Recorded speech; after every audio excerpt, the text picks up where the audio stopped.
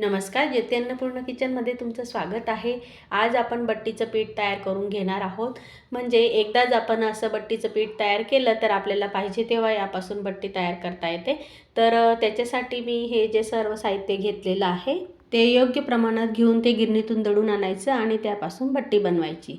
आता ही बट्टी बनवण्यासाठी हे जे पीठ लागतं ते गव्हाचंच पीठ तयार केलेलं असतं। तर त्याच्यासाठी मी इथे 1 किलो गहू घेतलेले आहेत आणि त्याच्यामध्ये टाकायला 1 पाव मी मका देखील घेतलेला आहे।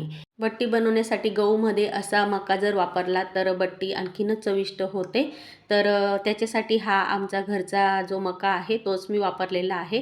बट्टी बनवण्यासाठी आम्ही हा मका असा घरात शिल्लक ठेवतो, पण बाजारात देखील असा मका मिळतो तर तुम्ही तो वापरू शकता आणि त्याच्यापासून असं पीठ तयार करू शकता। त्याच्यासाठी मी पाव किलो मका घेतला आणि 1 किलो गहू। हे प्रमाण अगदी योग्य आहे आणि तुम्हाला जर का एखादा भांड्याचं माप घ्यायचं असेल तर 5 भाग गहू घ्यायचे आणि 1 भाग मका। अशा पद्धतीने तुम्ही हे एकदाच गहू आणि मक्याचं पीठ जाडसर दळून ठेवलं तर ते महिना 2 महिना अजिबात खराब होत नाही आणि आपल्याला पाहिजे तेव्हा त्या पिठापासून आपण बट्टी बनवू शकतो। आणि ह्या पिठामध्ये तुम्हाला जर मका वापरायचा नसणार तर गहू देखील जाडसर दळून ठेवले तरी चालेल आणि त्यापासून देखील आपण मस्त खुसखुशीत अशी बट्टी बनवू शकतो। तर असं हे पीठ मी एकदाच तयार करून त्यापासून बट्टी कशी बनवली ही सविस्तर रेसिपी टायटलमध्ये त्रिकोणावर आहे, त्याच्यावर क्लिक करा आणि नक्की बघा।